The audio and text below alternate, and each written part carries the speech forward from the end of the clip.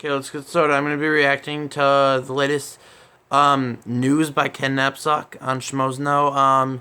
If you want to find it, go to the Schmoes Know YouTube channel, Schmoes Know Show, number 257, Doctor Strange preview. And it starts at 1 hour and 37 minutes and 16 seconds. Okay, let's get this started. Great conversation to have. Well, I don't know. I was going to have the guy over here, but he's still talking about it. I wouldn't be surprised if he goes for a walk in 5 minutes. All right. So, ladies and gentlemen. Put you over there. I want to put you over here. I want to put you next to me. We should just have Ken walk around, give the news while I can't go in his face over the there. studio. That's not a great idea. Yeah. We have Ken walk around Burbank. He does one of his walking meetings as he does the news. All right, speaking of which, the pit boss without the ponytail is back to talk about his first pointless the news, graphics, and music. There it is. Okay, Napzok, these are your Schmoes Know headlines brought to you by Collider.com. And our top story tonight: Wonder Woman stopped by for breakfast, stole your bacon, kicked your ass, and left you wanting more. As the second trailer for the 2017 solo Wonder Woman picture dropped this morning to generally rave reviews, the one guy that didn't like it is still waiting at the bus stop halfway through his 64-ounce big gulp of diabetes. Much like the first trailer that left tongues wagging at San Diego Comic-Con, this trailer shows Gal Gadot in action during World War I, high atop a horse, swinging a sword like she's the queen of the world, while Chris Pine's blue eyes stare on and on. It strikes a powerful, epic tone and offers things not generally seen in recent superhero films, like a woman leading the charge. It only took 75 minutes. The movie hits theaters June of next year. Entertainment Weekly and Disney partnered up to release 8 exclusive photos of the upcoming live-action version of Beauty and the Beast. As expected, Emma Watson looks amazing as Belle. Dan Stevens is all set to wow as the Beast, but the real treat is how adorable Ewan McGregor looks like as a candlestick. The photos look good, but I'm curious as to how you pull off this kind of live-action retelling of an animated classic like this movie, because the moment in real life a candlestick and teapot started singing songs to Emma Watson, your edibles better kicked in, or it's going to seem very odd that Belle doesn't start screaming and whacking them with a broomstick while the broomstick is crying, "Stop, stop, they're already dead!"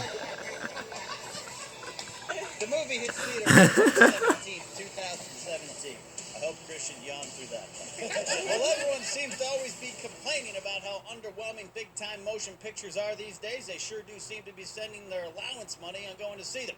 Proof this really hit home this week when Disney Pictures announced that they have broken their own record, surpassing 2015's $5.84 billion. Wait, did Disney just publicly pat themselves on the back? Whatever. They now have hit 5.85 billion and are eyeing the record of 6.89 billion that Universal Pictures set last year, mostly around the huge success of Fast 7 and Jurassic World. Universal is nowhere close this year because you can only top their 2015 if you made a movie in which Vin Diesel fights a dinosaur on a snowboard while chasing a flying tank. What? Disney still has 2 months to set the record, and sure seems primed to do it, as they still have Doctor Strange, Moana, and Rogue One yet to be released. Whatever. We had a big year in 1933, said the ghost of RKO Pictures.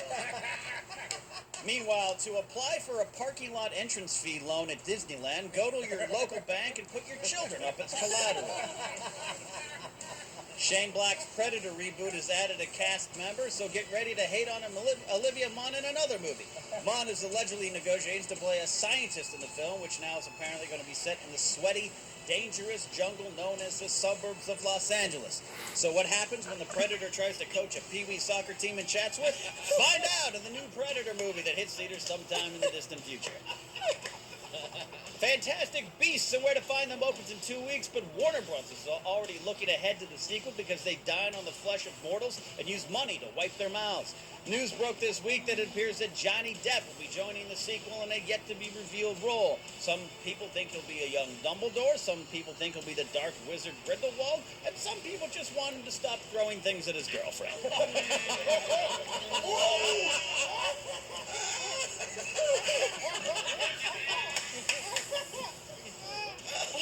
And finally, Quentin Tarantino is once again threatening to retire from filmmaking and devote his life to maintaining a foot fetish.